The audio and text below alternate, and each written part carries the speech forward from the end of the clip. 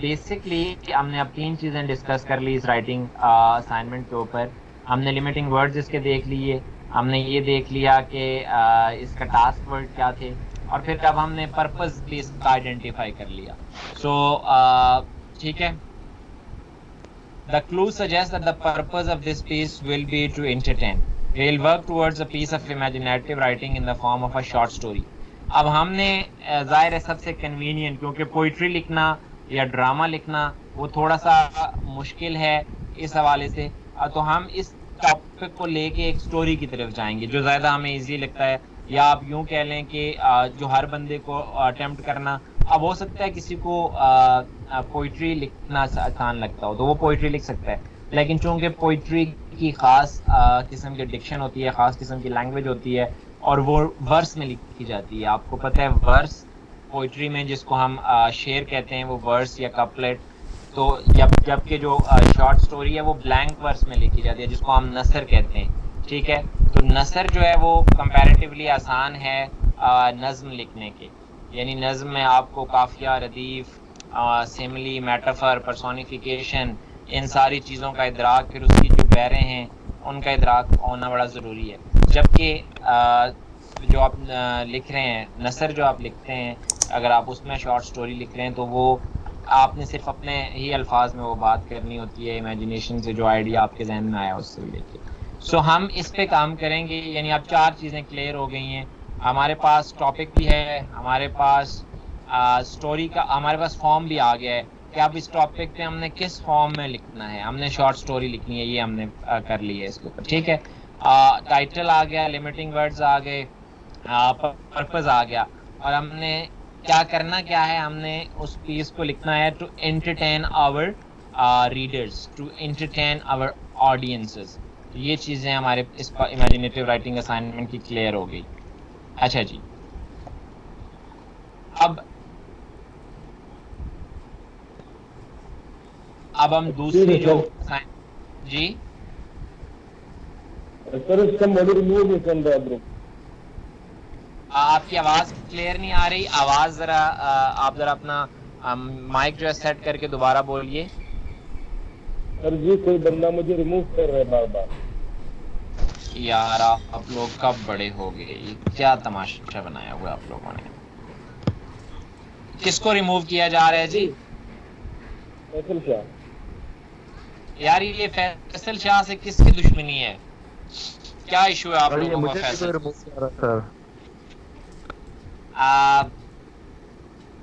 Umar Farooq? No sir, Naqeeb Akbar sir. Yes sir. Umar Farooq, आपके हाथ में तो नहीं है ये कंट्रोल, क्योंकि मेरा ख्याल आप मुझे को असिस्ट कर रहे हैं, तो ये आपकी वजह से तो नहीं हो रहा? नो सर, सबके पास कंट्रोल है। काइंडली मेक श्योर के ये ना हो।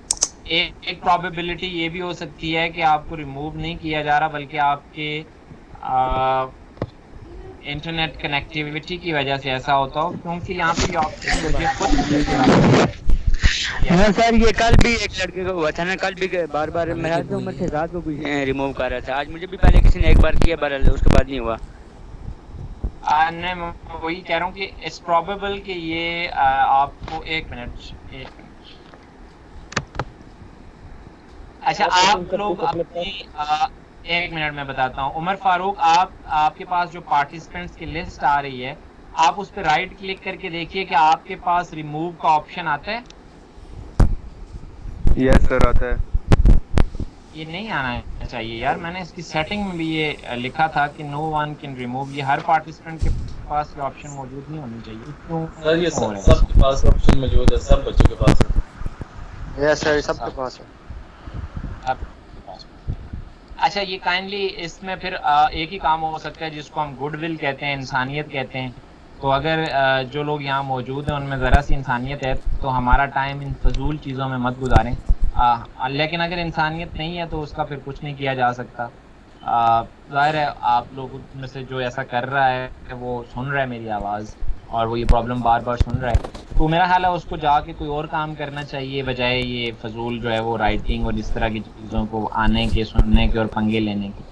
तो मुझे उम्मीद है कि अगर कोई जी सर आपके पास अगर कंट्रोल है तो प्राइवेसी कर दें सर। यार मैं तो यही देख रहा हूँ, तो मैंने जब इसकी क्लास स्केड्यूल की है तो उसमें मैंने प्राइवेसी की है। मुझे समझ नहीं आ रही कि ये क्यों हो रहा है ऐसा, मतलब ये ऑप्शन आपके पास आना नहीं चाहिए रिमूव वाला, क्योंकि मैंने जो यस सर। सेटिंग इसकी की थी उसमें मैंने यही किया था कि nobody can remove someone. Any how अभी हम इस पे मजीद टाइम, ये टेक्निकल चीज़ें हैं, अगर हम ज़ाया करेंगे तो हमारा जो असल काम है वो रह जाएगा। सो उन लोगों से माजरत मेरी तरफ से जिनको रिमूव किया जा रहा है, और जो रिमूव कर रहे हैं उनसे रिक्वेस्ट ही कर सकता हूँ मैं कि थोड़ी सी जो है वो इंसानियत जो है वो दिखाएं और ये काम ना करें। सर जी ये तो बदला फैल कीजिए खान इनका। आपने क्यों हाथ खड़ा किया हुआ है, बताएं तो फैल आपको क्या मसला है, क्यों हाथ खड़ा किया हुआ है आपने?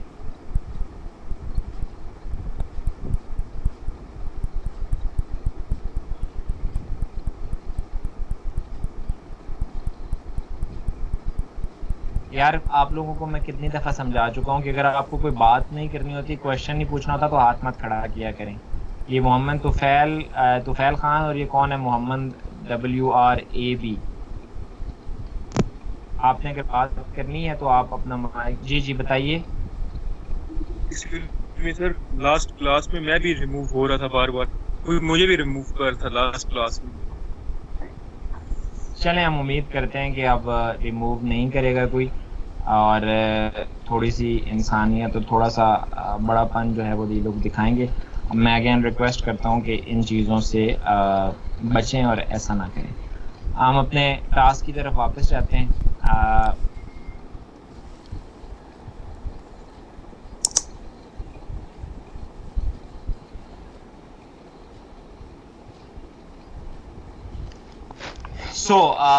ये हो गया जी हमारा इमेजिनेटिव राइटिंग असाइनमेंट। ये चीज़ अपने पास जॉट डाउन कर लीजिए पे, नोटबुक्स पे, कि इमेजिनेटिव राइटिंग असाइनमेंट हमारी क्या है। ये लाइन लिख लीजिए अपने पास, write a piece with the title steep learning, क्योंकि ये हमने लिखनी है, ठीक है, बाकायदा इन स्टेप्स को फॉलो करते हुए हमने लिखनी है सबने। और आपने मुझे ये असाइनमेंट जमा करवानी होगी, और ये ग्रेडेड असाइनमेंट होगी, जो आपके नंबर्स मैं लगाऊंगा पर्सनली आपके मिड टर्म्स से पहले। जो आपके मिड टर्म्स होंगे और उनमें जो 30 नंबर के वो होंगे, और 20 नंबर में जो क्विज़ेस होंगे और असाइनमेंट, तो उनमें ये दोनों असाइनमेंट्स जो है उनके नंबर्स में लगाऊंगा। तो ये याद रखिएगा कि इसको आपने बनाना है सारों ने, और ये मुझे सबमिट करवानी है। इसलिए imagine right a piece with the title steep learning curve, ये अपने पास लिख लीजिए। हम आगे चलते हैं। सर ये दूसरी कौन सी असाइनमेंट है कि एक तो ये है? अभी मैंने एक पे ही बात की है ना, एक ये लिखनी है, थोड़ा सा सब्र करें, दूसरे के ऊपर मैं बात कर रहा हूँ। Okay sir. ठीक। दूसरी असाइनमेंट हम करेंगे जी एसे राइटिंग असाइनमेंट, ठीक है। एसे राइटिंग असाइनमेंट हम जो हमने चूज की है अपने लिए, हम इसको उसका टाइटल है every story is a journey towards self discovery. ये एक every story is a journey towards self discovery, ये एक कोटेशन है, एक कहावत है, एक बात मशहूर है जिसको हम ज़रबिल मिसल भी कहते हैं। अब हमने every story is a journey towards self discovery, इस लाइन को, ये हमारे पास एक हमें स्टार्टर दिया गया है। Using a novel you have read this year as an example, show why you agree और डिसएग्री विद दिस स्टेटमेंट। अब नॉवल हो सकता है, स्टोरी हो सकती है, आपके लेवल पे कोई भी और चीज़ हो सकती है। आपने इस साल कोई भी ऐसी किताब पढ़ी है, ठीक है, जिसको पढ़ने हुए आपको ये लगा हो कि एक्चुअली आप अपने बारे में पढ़ रहे हैं, अपने बारे में सेल्फ डिस्कवरी, ठीक है। As an example show why you agree और डिसएग्री विद दिस स्टेटमेंट। फिर आपने, यानी कल जो हमने बात की थी एग्री और डिसएग्री, कि आपने इसको एनालाइज करना है, डिस्कस करना है, ठीक है, कि क्या ये स्टेटमेंट जो है ये किस हद तक दुरुस्त है, इसको हम इवैल्यूएट करेंगे। तो ये दूसरी असाइनमेंट होगी हमारी, इसको भी अपने पास सेव कर लीजिए, स्क्रीनशॉट ले लीजिए, या अपने पास लिख लीजिए। ये दो असाइनमेंट्स हम थ्रू आउट इनको लेके चलेंगे, और हम इनको ग्रेजुअली हम इनको करेंगे। अब हम आगे चलते हैं और हम करते हैं जी, अच्छा हमने टास्क वर्ड डिस्कस कर लिए थे अपने इमेजिनेटिव राइटिंग असाइनमेंट के। अब हम टास्क वर्ड्स और लिमिटिंग वर्ड्स डिस्कस करेंगे इस एसे की असाइनमेंट के। ये जो आपके सामने एसे राइटिंग असाइनमेंट है, इसके टास्क वर्ड्स क्या हैं और इसके लिमिटिंग वर्ड्स क्या हैं। अब आप मुझे ये बताएंगे सबसे पहले, और कौन बताएगा ये हमें? अब्दुल समी ज़ोए बताएंगे कि इस ये ऐसे राइटिंग असाइनमेंट जो है इसमें हमारे पास टास्क क्या है, टास्क वर्ड्स कौन से हैं।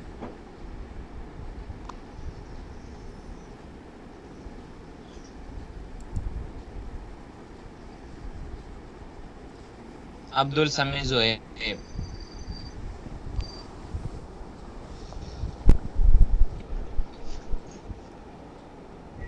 Okay, Abdul Samid Zoeb is not there. Abdul समी ज़ोएब आप हैं? मेरी आवाज आ रही है आपको?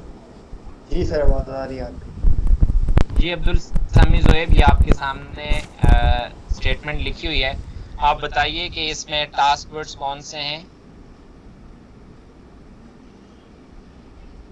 सर इसमें कह रहा है कि आपने ऐसे लिखना है कि जिसके आप जो आपको अपनी डिस्कवरी के बारे में बताए। बेटा ये तो ठीक है, टास्क वर्ड्स कौन से हैं, यानी क्या टास्क क्या दिया गया है उसमें मतलब आपको जो हमने एक नावल लिखना है। आपने एक नावल नहीं लिखना नावल। आप यही तो मसला है कि आप लिखेंगे तो तब जब आप पहले असाइनमेंट समझेंगे कि आपको काम दिया गया है। और इतने में अब चौथा लेक्चर है इस बात पे कि ये बेसिक चीज़ें स्टार्ट करते हुए कि आपने किस तरह से अंदाज़ा लगाना है कि आपको काम क्या दिया गया। चलें, आप टास्क वर्ड नहीं लिमिटिंग वर्ड समझ आ रहे हैं आपको कि लिमिट क्या है।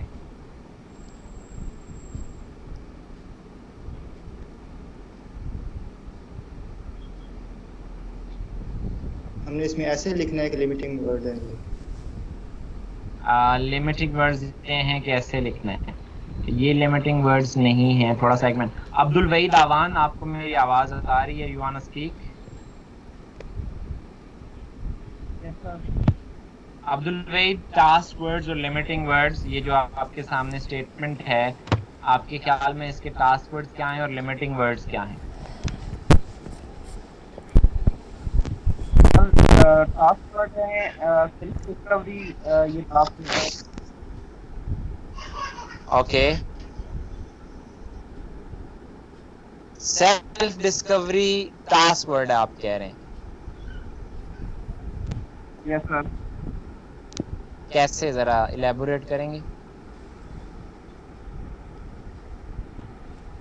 सर वो कह रहे ना कि ऐसे लिखो सेल्फ डिस्कवरी पे, तो हमने जो लिखना है ऐसे, इसमें जो टास्क हमें दिया है वो सेल्फ डिस्कवरी है उसके। अच्छा, और लिमिटिंग वर्ड्स क्या हैं आपके ख्याल में? सर ये नहीं पता। सॉरी लिमिटिंग वर्ड्स तो नहीं पता सर। अच्छा चलें, कोई बात नहीं जी। आप सबके लिए मैं ये करता हूँ, आपको भी पता चल जाएगा कि आप लोगों को कितना। ये देखिए, the task words there are show why you agree और डिसएग्री। अब आप लोगों को ये सादा बात समझ आनी चाहिए कि टास्क क्या दिया गया है। आपको टास्क ये दिया गया है कि आपने लिखना है, और क्या लिखना है, एक नॉवेल के ऊपर आपने अपना पॉइंट ऑफ व्यू देना है। ये जो बात है, ये तो आपको कोड जो है, ये तो इग्निशन है, ये तो ट्रिगरिंग है, ये तो आपको बताया गया है कि ये कहावत है एक। ये कैसे टास्क वर्ड्स हो सकते हैं? टास्क क्या है आपका कि शो व्हाई यू अग्री। अगर ये शो ना होता तो यहाँ पे होता using a novel you have read this year as an example, write about it and say why you agree और disagree with this.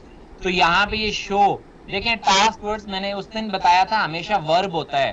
Right, discuss, show, elaborate, ठीक है, एक्सप्लेन, इलस्ट्रेट, ये सारे के सारे जो हैं वो टास्क वर्ड्स होते हैं। यानी टास्क वर्ड जो आपको काम दिया गया, आपने दिखाना है शो हाउ और व्हाई यू अग्री और डिसएग्री विद दिस स्टेटमेंट।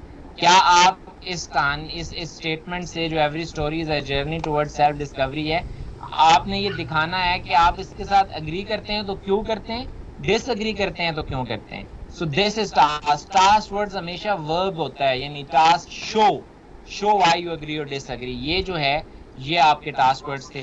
ठीक है, अब इसके अंदर यानी आपका जो लिमिटिंग थी वो क्या थी. अब आपने the task words here are show why you agree और disagree. This clue tells us we should try to persuade the reader that we are right in agreeing or disagreeing with the statement. अब ये statement आपको बेटा बता देती है आपको ऐसे की इमेजिनेटिव राइटिंग. ये अपना माइक काइंडली म्यूट कीजिएगा या जो किसी गुफ्तगू कर रहे हैं. जी मुझसे पूछ रहे हैं, क्या पूछ रहे हैं?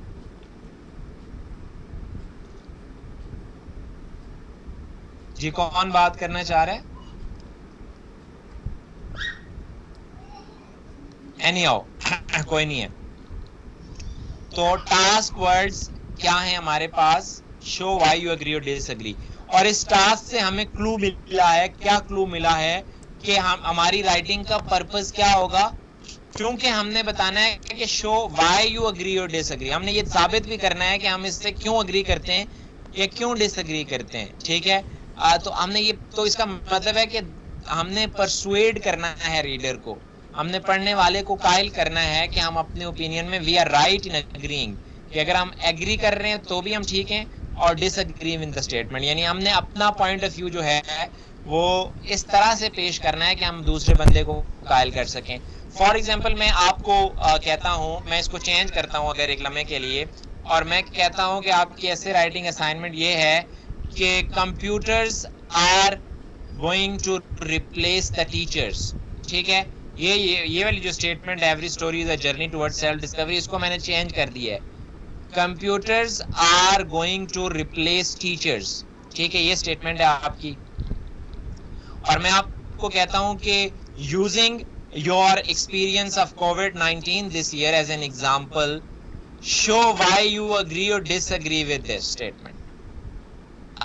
अब आपके सामने जो बिल्कुल आपकी रियल लाइफ की तस्वीर आ रही है, तो आपने क्या करना है बेसिकली. आपके ख्याल में अगर मैं आपसे पूछूं कि क्या कंप्यूटर्स जो हैं वो टीचर्स को, are they going to replace teachers? Iman Maryam में जो मुझे बताएंगी कि अगर आपसे पूछूं तो what is your point of view, are computers going to replace teachers और not?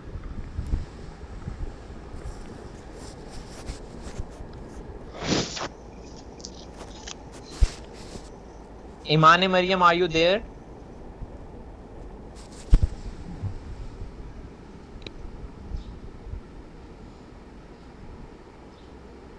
Okay, I guess Siman Mariam is not there. Aisha, are you there? Yes, sir. So Aisha, what do you think? Are computers going to replace teachers? What is your point of view? Yes, sir, I agree because of COVID-19 online classes. अब ये हौच पौच है ना कि because of COVID-19 I agree. अब आपने अपना ये point of view जो है एस्टैब्लिश करना है, और इस तरह एस्टैब्लिश करना है कि आपने रीडर्स को, फॉर एग्जांपल ये लिसनर्स को, अब हम यहाँ 28-29 लोग हैं, तो आपके पास कौन से ऐसे वैलिड पॉइंट्स हैं कि आप हमें परसुएड कर सकें, कायल कर सकें. आप क्या आउटलाइन बनाएंगी अपनी ऐसे की? हमें कायल करने के लिए आपके पास क्या क्या ऐसी बात है कि हाँ जी बिल्कुल teachers are going to be replaced by computers. तो क्या ऐसी चीजें हैं जो आपके ख्याल में ऐसा ही होगा? कौन से ऐसे पॉइंट्स हैं आपके?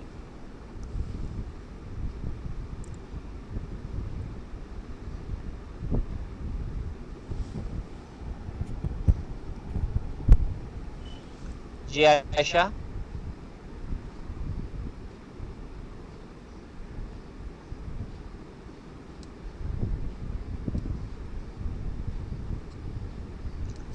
अच्छा आयशा गायब हो गई हैं. फैसल शाह, जी आयशा बोलिए. बार बार सर कोई रिमूव कर रहा है, कॉल ही कट हो जाती है. अच्छा आप बोलिए, आप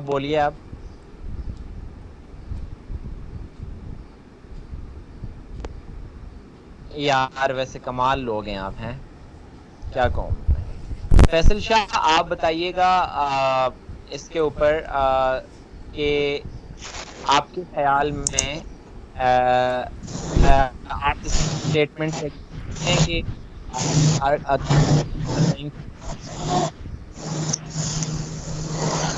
Sir, with an argument, I can prove that teacher cannot be replaced by computer. Okay, so this is the आपने एक task आपने एक stand ले लिया, ठीक है। You have said that I firmly believe, my opinion is that the teacher cannot be replaced by a computer. Now you need to back this very statement with arguments. मेरी बात समझ आ रही है ना आपको? You have to back your statement with arguments. So what are your arguments? Sir, basically, computer is just a medium between the students and the teacher. Okay. Basically, a teacher give us lectures, teacher give us informations, not the computer. If the teacher is not present, what computer should do for us? Okay. Computer cannot do anything without a teacher. Sir, just like example of a life that sir, you are a teacher and we are a students, and computer is just a medium, means say for our teacher and between our teacher and us. Sir, you give us a lecture every day, not the computer give us lecture. Okay. So this is the main argument, sir, which I provided to you. A teacher cannot be replaced by computer. Faisal has come up with an argument. Faisal has tried to convince us 29 people. अब ये कितना वो इसमें काबिल, आपका argument कितना strong हो सकता है, ये अभी हम इस पे बात करेंगे, लेकिन ये इन्होंने परसुएट करने की कोशिश की। Is there anybody else in this class, 29 people, participants who are there, who want to, जिनके पास बेहतर दलाइल हैं, बेहतर आर्ग्यूमेंट्स हैं, फैसल के दलाइल से वो समझते हैं, अगर उनका ये स्टेटमेंट है कि नहीं computers are not going to replace, तो यानी उनके पास इससे बेहतर दलाइल हैं, या वो अगर दूसरा ओपिनियन रखते हैं कि yes computers are eventually going to replace teachers, या देयर आर चांसेस, तो उनके पास अगर दलाइल हैं। कोई और बंदा बात करना चाहता हो? मोहम्मद यासिर ने हाथ खड़ा किया हुआ है। Yes sir. Go ahead. What do you think? Sir, computer cannot replace the teacher because the teacher can teach us by their intelligent. Okay.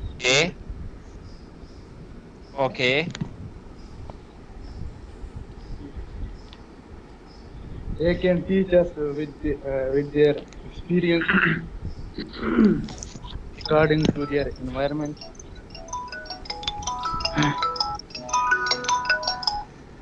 Sir?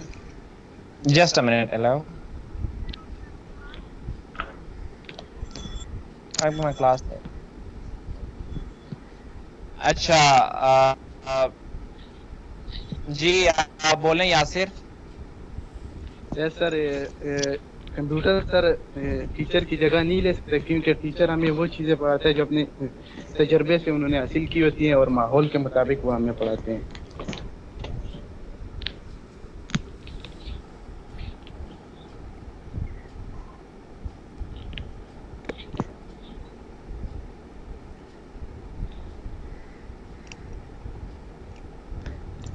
I told you that technology is just the medium between teacher and the students.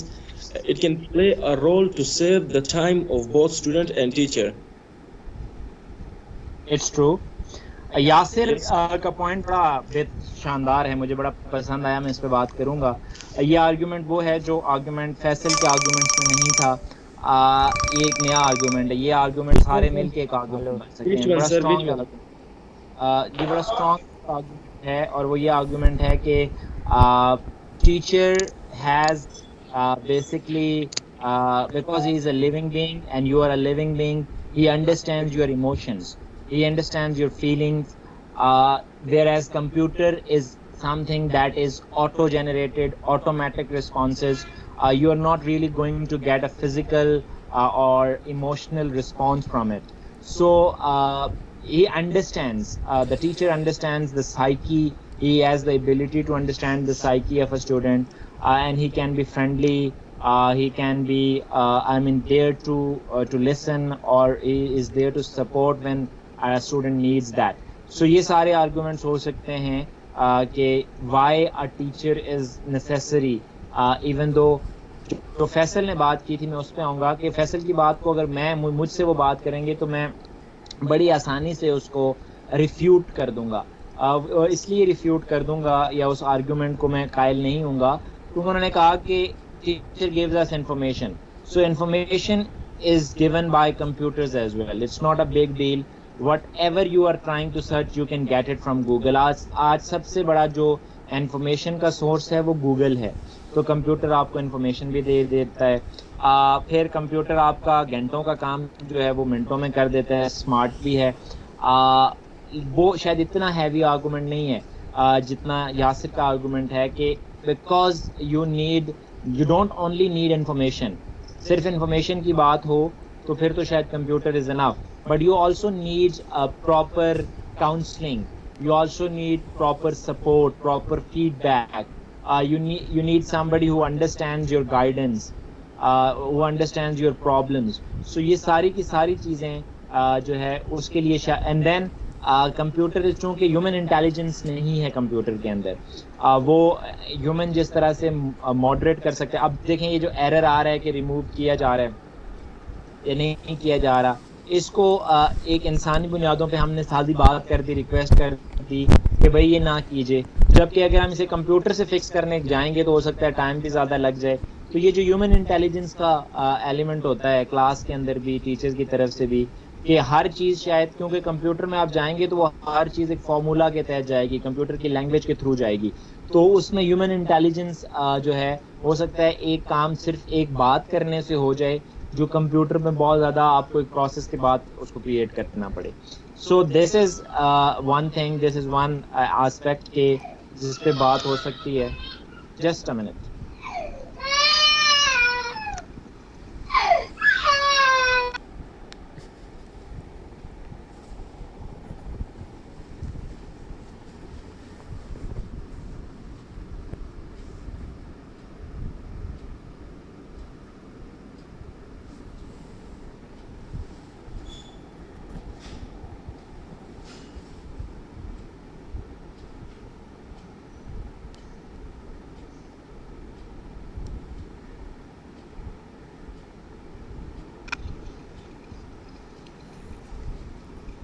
जी, तो ये बात हमने की। अब आप इसी statement को जो हम जिस पे काम कर रहे थे, यानी अब मैंने कहा, तो अब आप देखिए कि आपके शो व्हाई यू एग्री और disagree.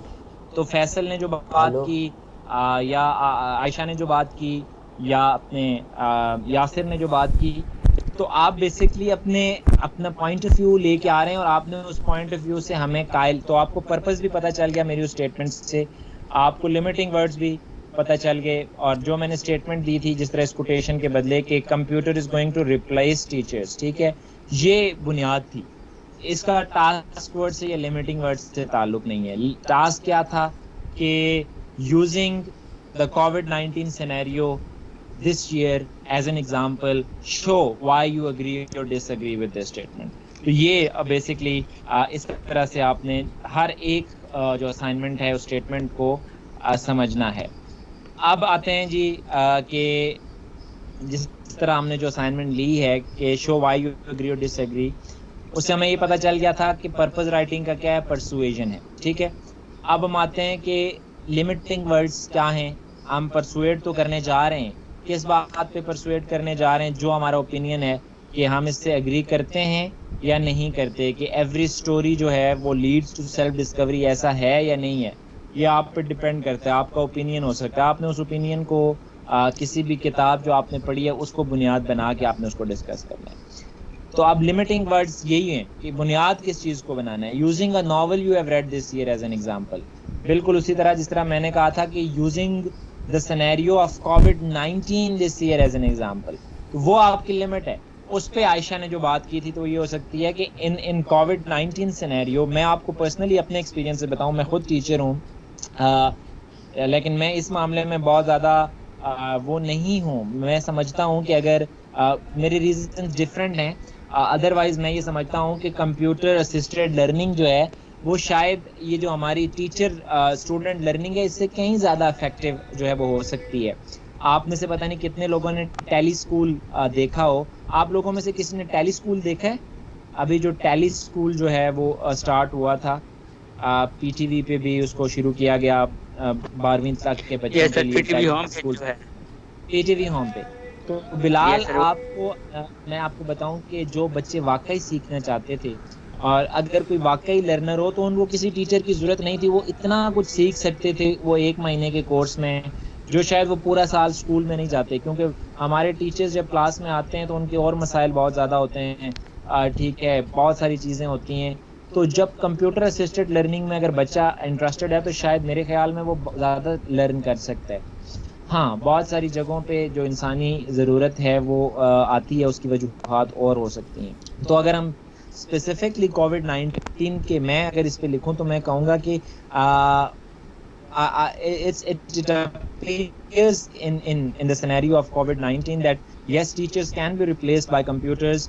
The tele school has worked quite brilliantly. There was no school and students did a very good job at their home. They learned a lot of things. Their concepts got clear, जो शायद उनकी class में इतने concepts clear नहीं होते थे, because that was actually self learning. And then इस पे अगर मज़ीद बिल्ड हम करें तो there were many people, जैसे कल किसी ने कहा कि they were shy of technology, कल आप में से किसी ने आखिर में बात की थी कि people were shy of technology, they were not willing to work on computers और उस computer assisted learning। लेकिन ये मजबूरी जब बनी है तो they are also doing well, और अब वो बहुत अच्छा समझ गए हैं कि किस तरह हमने चीज़ों को एक्सप्लोर करना है और आईटी को अपनी लर्निंग के लिए यूज़ करना है। सो जब जहाँ पे जो ही आपके पास चांस आएगा तो you can learn as well. तो ये ओपिनियन भी एक ओपिनियन हो सकता है। इस तरह से हम बिल्ड करेंगे। जी Shakeel, you are raising your hand, do you want to have something? Shakeel Ahmed. No sir, no. आपने हाथ खड़ा किया हुआ है, आप बात करना चाहते हैं शकील? No sir. हाथ नीचे कर लीजिए अगर आपने बात नहीं करनी। सो गेटिंग बैक टू, अब हमारे पास लिमिटिंग वर्ड्स भी आ गए, हमारे पास पर्पस ऑफ राइटिंग भी आ गया। पर्पस ऑफ राइटिंग क्या है? To persuade. ऐसे असाइनमेंट में हमारा परसुएड आ गया था, और जो हमने इमेजिनेटिव राइटिंग असाइनमेंट लिया उसमें जो पर्पस था वो एंटरटेनमेंट आ गया था। Now this is a clue to write about just one book, ये भी क्लियर हो गया। And to use examples from it to back up what we are saying. Back up, जैसे अभी मैंने कहा था फैसल को कि आपने एक स्टेटमेंट दिया, now you have to back it up with facts, with arguments. इसी तरह आपने उस किताब को उठाना है और उस किताब से examples from it to back up what we are saying, और आपने उसको सपोर्ट करना है आप जो बात कर रहे हैं। In doing this, we'll also be informing the reader of what the book is about. अब इस तरह से हम एक तरह से उस किताब से रीडर को भी इंट्रोड्यूस करवा रहे होंगे जो किताब हमने पढ़ी। We'll work towards an essay of the kind required at school, college and university. और ये जो essay हम लिखने जा रहे हैं ये कॉलेज, स्कूल, यूनिवर्सिटी तीनों लेवल्स के लिए इस तरह के essays एक्सपेक्ट किए जाते हैं। हम इसके ऊपर काम करेंगे, ठीक है जी। अब चीज़ें क्लियर हो गई हैं, ठीक है। आपको चाहे वो इमेजिनेटिव राइटिंग असाइनमेंट हो, चाहे वो ऐसे राइटिंग असाइनमेंट हो, जब आपको उसके टास्क वर्ड्स पता चल गए, पर्पस ऑफ राइटिंग पता चल गया, ठीक है क्या, और आपको ये पता चल गया कि मोड कौन सा रखना है, स्टोरी है, ऐसे है, पोएम है, ये सारी चीज़ें पता चल जाने के बाद आपने फिर पूछना है खुद से कि why am I writing this piece, या why am I writing this ऐसे, ये जो राइटिंग है मैं क्यों लिखने जा रहा हूँ। आस्क योरसेल्फ दीज क्वेश्चंस, ठीक है। Am I being asked to write a piece that will entertain my reader? ये वही पर्पस है, दोबारा उसको रीइंफोर्स मैं कर रहा हूँ यहाँ पे कि आपने पूछना है कि मेरा मकसद क्या है लिखने का। जैसे स्टीप लर्निंग कर्व, तो मकसद क्या है, बेसिक मकसद आपने पूछना है कि क्या, अच्छा तो ये स्टोरी है, इमेजिनेटिव राइटिंग है, तो बेसिक पर्पस ये है कि I have to entertain my reader, और ऐसे है तो I have to persuade my reader. ये जो ऐसे हमने लिया अभी वाला कि every story leads to self discovery, तो ये एक्चुअली मैंने अपने रीडर को इस बात पे कन्विंस करना है कि हाँ जी बिल्कुल ऐसा ही है। तो ये आपको आस्क योरसेल्फ, आपने खुद से पूछना है कि मुझे क्या कहा गया है करने को। सो am I being asked to write a piece that will entertain my reader, और entertainment में आगे क्या, that is keeping them interested by getting their feelings involved, probably by making things up. Things making up का मतलब होता है खुद से क्रिएट करना, यानी कहानी गढ़ना। कहानी जो है वो बेसिकली गढ़ी जाती है ना, ठीक है, उसका हकीकत से कोई ताल्लुक, जो रियल फैक्ट फिगर्स होते हैं वो हो ना हो, आप एक कहानी गढ़ते हैं जिसको हम मन गढ़त भी कहते हैं। मन यानी आपका जो जी चाहे आप उसको जब लिखने बैठे इमेजिनेटिव राइटिंग में, तो जो जी चाहे आप गढ़ दें, ठीक है, जो जी चाहे आप लिख दें। तो आपने अब ये देखना है कि एंटरटेनमेंट का मतलब क्या होता है, that is keep them interested, उनकी दिलचस्पी जो रीडर है आपके उसको इंगेज रखना, by getting their feelings involve.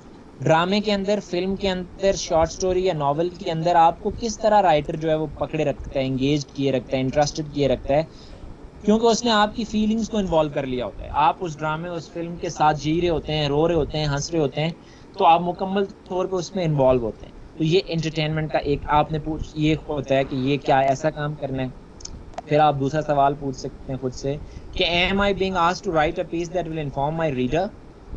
Inform यानी क्या मेरा पर्पस, जो वो पर्पस की बात हो रही है, पर्पस टू इन्फॉर्म है, और purpose to inform that is tell them facts about something in the real world. Inform आपको न्यूज़पेपर जो है वो जो खबर न्यूज़ देता है वो क्या, उसका पर्पस बेसिकली होता है to inform and to persuade. आपको आर्टिकल्स देते हैं ठीक है, आपको अदारिये जो होते हैं अखबार के अंदर जिनको हम कॉलम या आर्टिकल्स कहते हैं, राइटर्स के ओपिनियन्स होते हैं, वो राइटर ओपिनियन दे रहा होता है इन्फॉर्म करने के लिए भी और परसुएड करने के लिए भी, ठीक है, कि मेरा ये पॉइंट ऑफ व्यू है। इसी तरह अखबार जो कुछ हेडलाइंस छाप रही होती है उसके भी दो ही पर्पसेस होते हैं, या वो इन्फॉर्मेशन दे रहे होते हैं आज बिजली महंगी हो गई, आज पेट्रोल, ये जो चीज़ है, ये जो रिपोर्ट लिखी जाती है कि गैस महंगी हो रही है, बिजली महंगी हो रही है, या प्राइम मिनिस्टर ने किसी से मुलाकात की, ये सारा कुछ इन्फॉर्मेशन में आता है, ठीक है। अगर कोई आर्टिकल है जिसमें साथ ये भी बताया गया है कि गैस तो महंगी हुई है या पेट्रोल तो महंगा हुआ है, उसकी वजूहात क्या हैं, ठीक है, उसमें फिर आपको कायल करने की कोशिश की गई है कि आप उन वजूहात से एग्री करें कि अच्छा ये वजह है। एक तो ये चीज़ हो गई, ठीक हो गया जी। और फिर तीसरा, यानी जो मैंने पहले बताए थे, पिछले लेक्चर्स में भी बताए थे कि 3 इम्पॉर्टेंट एस्पेक्ट्स हैं, ठीक है, writing to entertain, writing to inform, writing to persuade. So आपने फिर खुद से पूछ लेना है कि am I being asked to write a piece that will persuade my reader. Persuade का मतलब होता है कायल करना, agree,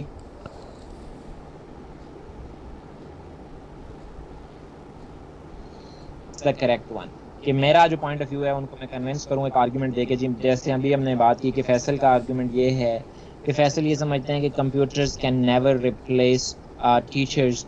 now Faisal have to put arguments, ठीक है, उन्होंने ऐसे स्ट्रॉन्ग आर्गुमेंट्स अपने ऐसे में लिखने हैं जो उनके रीडर्स को इस बात पे कन्विंस कर सकें कि जी बिल्कुल ऐसा नहीं होगा। अब मैंने कुछ अर्सा पहले शायद मैं इंटरमीडिएट में था, मुझे याद पड़ता है 4 साल पहले, तो मुझे इसी तरह की एक राइटिंग असाइनमेंट लिखने को कहा गया था कि, और वो किसी जगह पे तकरीर करनी थी किसी बच्चे ने, और स्कूल में मेरा ख्याल है, तो उसको कहा गया था कि इसी तरह कंप्यूटर वाले इशू पे। तो मैं आज वो देखूंगा अपने नोट्स में से, अगर वो मुझे मिल जाती है तो मैं आपके व्हाट्सएप ग्रुप में वो शेयर करूंगा। उस वक्त उसमें हो सकता है मेरी बहुत सारी गलतियां भी हों, मैं खुद स्टूडेंट था उस वक्त, लेकिन मैंने उसको बिल्ड कैसे किया था कि क्या कंप्यूटर्स इंसान के दोस्त हो सकते हैं, या कोई इसी तरह का थीम था। तो बहरहाल वो मुझे अगर मिल जाता है, I will try to dig that out. तो आपको रिलेट करने के लिए मैं आपके व्हाट्सएप ग्रुप में वो टेक्स्ट जो लिखा हुआ था उस वक्त का मेरा, उसको मैं लिख के आपको मैं भेजूंगा कि किस तरह से मैंने अपना आर्गुमेंट बिल्ड किया। चूँकि वो आर्गुमेंट कन्विंस करने के लिए था, परसुएड तकरीर थी, तकरीर में मैंने अपना मौक़िफ़ देना था, तो वो ज़्यादा बोलने के लिए था, लेकिन वो ज़ाहिर है आप तकरीर करते तब में जब आपने पहले लिखी हो। तो वो आपके साथ मैं आई होप कि अल्लाह करे वो मुझे मिल जाए, मैं आपके साथ शेयर करूँगा, मज़ीद चीज़ें क्लियर हो जाएंगी। अच्छा जी, ये हो गया जी आपका why am I writing this, यानी ये आपने पर्पज़ आइडेंटिफाई कर लेना है राइटिंग का। पर्पज़ आइडेंटिफाई करने के बाद task, what's the task of the assignment, ठीक है, वही बातें जो हमने अभी task, what is the task word in this assignment आपको अभी बता दिया था। Am I being asked to discuss, describe, compare और समथिंग एल्स। अब आपको वो वर्ब से पता चल जाएगा। टास्क वर्ड अभी मैंने कहा था कि वर्ब है। अब और जगह आपको कहा जाएगा कि discuss, describe, compare, contrast, assimilate, dissimilate, analyse, ठीक है, इलस्ट्रेट, एक्सप्लेन, ये सारे के सारे टास्क वर्ड्स हैं, ये सारे के सारे वर्ब्स हैं और ये सारे के सारे डिफरेंट हैं। आप डिस्कस और डिस्क्राइब में फर्क है। ये हम जब भी लिखना शुरू करते हैं तो हम एक ही, हमें समझ ही नहीं होती कि अब उसने डिस्कस कहा है तो उसका क्या मतलब है। डिस्कस का मतलब ये है कि आपने पॉइंट ऑफ व्यूज रखने हैं सामने और उनको डिस्कस करना है। डिस्क्रिप्शन डिफरेंट चीज होती है, आपने किसी चीज की तस्वीर कशी करनी होती है। Comparison is different, analyse is different, ठीक है, इवैल्यूएट इज डिफरेंट, इसी तरह इलस्ट्रेट इज डिफरेंट। ये जितने वर्ब्स हैं इनके मानी आपको पता होने चाहिए और इनको क्लोजली आपने ऑब्जर्व करना है कि इनमें से अक्सर में मतलब क्या है इस चीज का। तो ये आपने बहुत अहम चीज है टास्क वर्ड कि आपको कहा क्या गया है। शो जैसे कहा गया आपको पीछे वाले असाइनमेंट के, शो आपने वो दिखाना है, ठीक है। तो दिखाना यानी आपने परसुएड करना है अगले बंदे को। अगर डिस्कस का आ गया तो फिर आप डिस्कस करेंगे, परसुएड नहीं करेंगे। आप डिस्कशन में नॉर्मली होता क्या है कि आप जो है वो इन्फॉर्मेशन देते हैं और अपना नॉलेज बताते हैं, लोगों के साथ अपना नॉलेज शेयर करते हैं कि आपका पॉइंट ऑफ व्यू क्या है। उसमें ज़रूरी नहीं होता कि आप दूसरों को कायल करने के लिए जाएं। फिर लिमिटिंग वर्ड्स की बात हमने पहले की, वही आपने देखना है कि व्हाट आपको किस चीज़ पे उसने बांध दिया है कि आप उससे बाहर नहीं जा सकते। जैसे आपको ऐसे में बांध दिया गया है कि आपने ये स्टेटमेंट है, स्टेटमेंट से बाहर नहीं जाना, और एक किताब जो आपने इस साल पढ़ी हो उसको लेके स्टेटमेंट, तो ये आपको बांध दिया गया है उसके अंदर, ठीक है।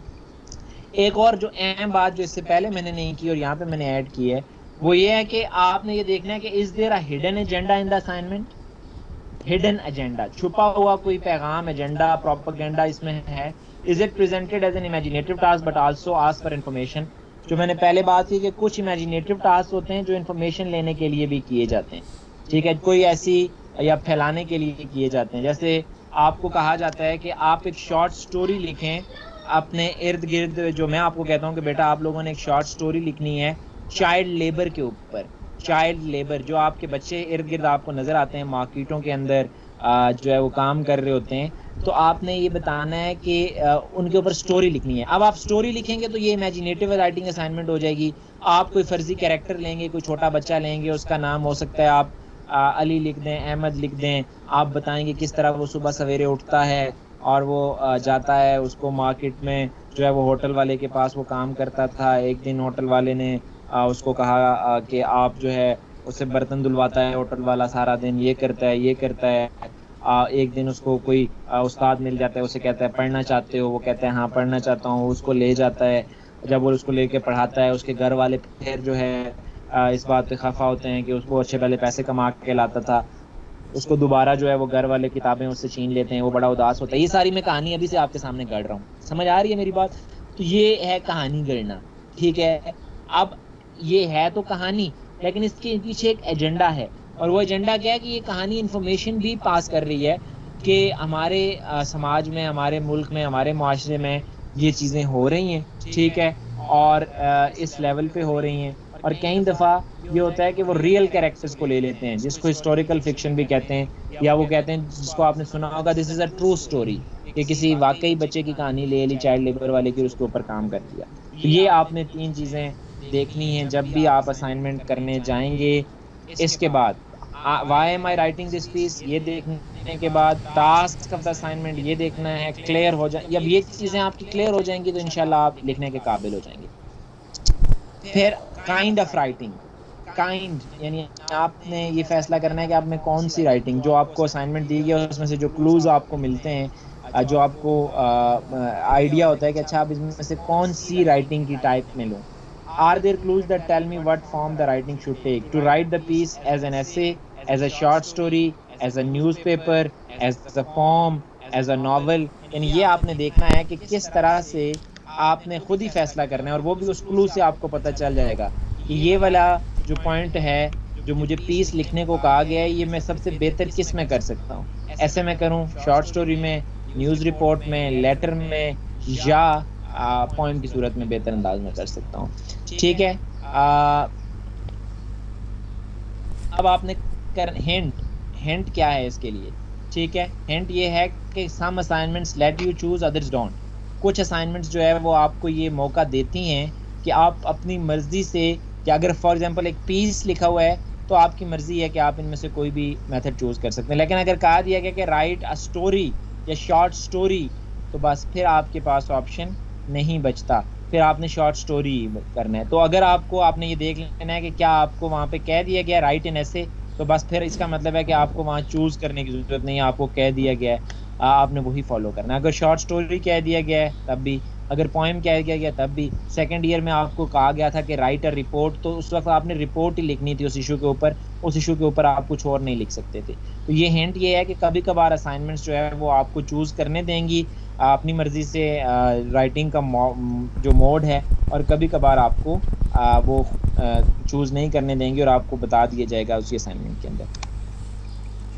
अब हम रीकैप करते हैं। रीकैप जो है ठीक है, इसमें क्या होता है कि now that you know what the assignment is asking you to do, you need ideas. अब आ गए हम जो 6 हमने पहले लेक्चर में डिस्कस किए थी, ओवरव्यू दिया था। ये सारी चीज़ें बैकग्राउंड बनाने के बाद हम बैठ जाते हैं, हमें पता चल जाता है असाइनमेंट हमसे क्या डिमांड कर रही है, यानी उसके टास्क वर्ड्स क्या हैं और लिमिटिंग वर्ड्स क्या हैं। हमें पता चल जाता है कि असाइनमेंट का पर्पस क्या है, एंटरटेनमेंट है, इंफॉर्मेशन है या परसुएजन है, ये चीज़ें पता चल गई। फिर हमें ये पता चल जाता है कि हमने मोड कौन सा यूज़ करना है, स्टोरी लिखनी है, ऐसे लिखना है, ये भी पता चल गया। अब ये सारा कुछ जब पता चल गया, ये अंडरस्टैंड कर लिया, और ये कैसे जो आपके पेपर में असाइनमेंट लिखा हुआ आता है ना, राइट दिस या डू दिस, वो आपको ये सारी चीज़ें बता देगा। टास्क वर्ड्स भी वही बताएगा, लिमिटिंग वर्ड्स भी वही बताएगा, वही क्लू देगा कि आपका राइटिंग का मीडियम जो है, राइटिंग की कौन सी काइंड होनी चाहिए, वो यही बताएगा आपको। ठीक है, ये जब आपको पता चल गया, अब आप बैठ गए, खाली पेज आपके सामने है, या आपने उस पर कहीं आखिरी पेज पे लिमिटिंग वर्ड्स लिख लिए हैं, आपने उनमें से जो अलग-अलग कैटेगरीज में लिमिटिंग वर्ड्स को और टास्क वर्ड्स को और पर्पस ऑफ इंफॉर्मेशन को और मोड ऑफ कम्युनिकेशन, यानी ये 4 चीज़ें हो सकता है आपने लिख ली हूँ अपने सफ़े पे कि ये मेरे पास हैं।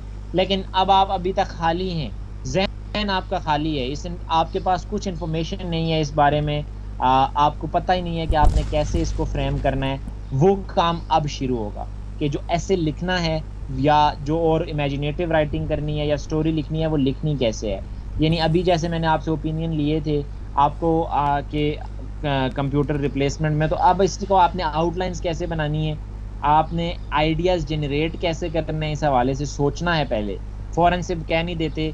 अब जो फैसल ने जैसे आर्गूमेंट्स दिए थे, तो फैसल को जब लिखने बैठेगा तो वो आराम से सोचेगा कि अच्छा मेरा क्या ख्याल है इस बारे में, वो बड़ी डिटेल करके फिर वो आइडियाज़ लेगा कि नहीं, मेरा नहीं ख्याल कि टीचर्स रिप्लेस हो सकते हैं। अब वो इन आइडियाज़ को बैकअप करेगा, आउटलाइन बनाएगा कि कौन कौन से उसके पास पॉइंट्स हैं, क्यों नहीं रिप्लेस कर सकते, ठीक है, और फिर वो इसके ऊपर परसुएट करने जाएगा और कायल करने जाएगा। सो अब आपने यही अगला काम जो हमने करना है वो ये है कि आइडियाज़ 1 बाय 1, वो जो 6 स्टेप्स हैं राइटिंग के, कि उनको किस तरह से हम यूज़ करेंगे अपनी राइटिंग में। Now that you know what the assignment is, ये आपको पता चल गया असाइनमेंट क्या है। सबसे पहले है अंडरस्टैंडिंग, आपने असाइनमेंट समझ ली है, ठीक है, और ये देख लिया है कि असाइनमेंट आपको क्या कह रही है कि आपने क्या करना है। आपको अब अगली चीज़ क्या चाहिए, आपको आइडियाज़ चाहिए। How do you get ideas, ये सवाल है कि आइडियाज़ आपको कैसे आएंगे। वो आइडियाज़ जो आपको ये असाइनमेंट कंप्लीट करने में मदद दे सकते हैं, वो आइडियाज़ आएंगे कैसे। The next lecture is about several tried and true ways. Several, एक मेथड नहीं आइडियाज़ जनरेट करने का या गेटिंग आइडियाज़ का, there can be more than one, और मैंने लिखा है ट्राइड एंड ट्रू वेज। ये ट्राइड एंड टेस्टेड तरीके हैं, यानी ये तरीके बहुत सारे राइटर्स, बहुत सारे जो क्रिएटिव लोग हैं वो इस्तेमाल करते हैं। ज़रूरी नहीं है कि सिर्फ यही तरीके हों, हर इंडिविजुअल का अपना तरीका भी हो सकता है। ये ट्राइड हैं, यानी जो इस्टेब्लिश्ड हैं, जो मोस्ट कॉमनली यूज्ड हैं ओवरऑल दुनिया के अंदर, ये वो मेथड्स मैं आपके साथ शेयर करूँगा। So good luck, this is we are done with today's lecture. ये मैंने कल शेयर कर दिया था आपके साथ। अब हमारा जो नेक्स्ट वीक का टास्क होगा कि हम उन स्टेप्स को फॉलो करेंगे। जो आप में से अच्छे बच्चे हैं, जो समझते हैं कि उन्हें आज हमने बेसिकली 2 वीक्स मुकम्मल कर लिए हैं, और इन 2 वीक्स के अंदर मैंने आपके साथ 3 लेक्चर्स पीटी में शेयर किए हैं। पहले लेक्चर में राइटिंग के ऊपर यानी हमने 4 डिटेल डिस्कशंस कर ली हैं अब, और मैंने आज आपको 2 असाइनमेंट्स भी शेयर कर दिए हैं।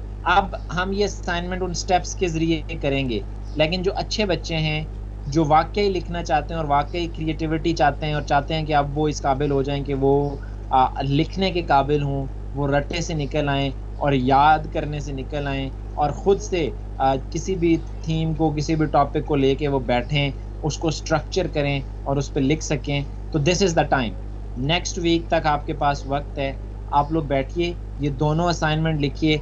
आप में से कोई भी बच्चा अगर इमेजिनेटिव राइटिंग असाइनमेंट और ऐसे जो है खुद से अभी, और चूंकि मैंने पहले लेक्चर में वो 6 मेथड्स जो हैं वो उनका ओवरव्यू, उनके नाम शेयर कर दिए हैं कि जनरेटिंग आइडियाज़, गेटिंग आइडियाज़ पहला मेथड है, वो किस तरह से आप कर सकते हैं, वो भी मैंने हल्का फुल्का मेंशन किया था। अब उनके ऊपर डिटेल लेक्चर होगा हर एक आइडिया के ऊपर, लेकिन मैं इनकरेज आप लोगों को ये करूँगा, इसको कहते हैं प्रोएक्टिव एटीट्यूड, कि आप वक्त से पहले ही तैयार कर देते हैं, ठीक है, या रनिंग 1 माइल अहेड थियरी इसको कहते हैं, कि आप पहले से, आपको ये सारा ग्राउंड सेट हो गया, समझ आ गई आपको कि अब आपने स्ट्रक्चर कैसे करना है, तो आप उन 6 आइडियाज़ को, आपके पास वो लिस्ट मौजूद है, वो लिखे हुए हैं आपने, उनकी मदद से आप ये, आपको लिमिट वर्ड्स अपनी असाइनमेंट्स के पता हैं, टास्क वर्ड्स पता हैं, मेथड पता है, मोड पता है और पर्पस भी पता है, ये सारी चीज़ें पता हैं, और आपको पता है कि 6 स्टेप्स यूज़ होते हैं किसी भी राइटिंग को कंस्ट्रक्ट करने में।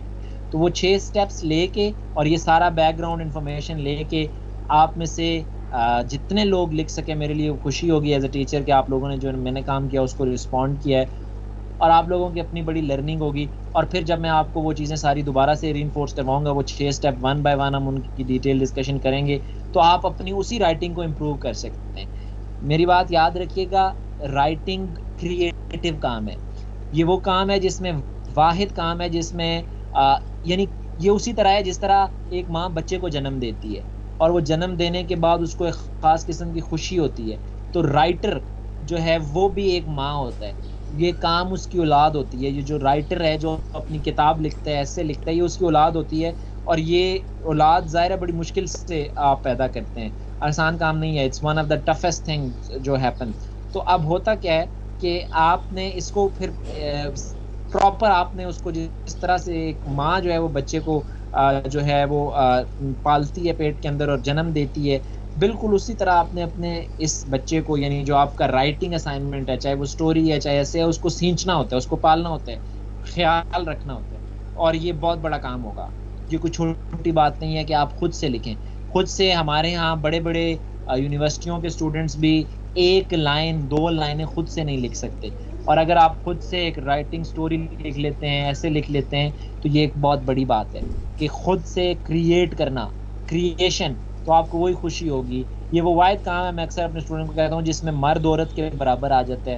यानी औरत जो है वो बच्चा अगर पैदा करती है और मर्द राइटर जो है अगर वो लिखता है, तो ये इस तरह से वो उसकी जो मर्तबा है उसके बराबर आ जाता है, क्योंकि वो वही फीलिंग महसूस कर सकता है। वो क्रिएटिव कुछ आप जब लिखते हैं अपनी तरफ से, अगर आप में से कोई शायरी करता हो, किसी ने कोई कहानी लिखी हो आज तक, तो उसको इस बात का अंदाज़ा होगा।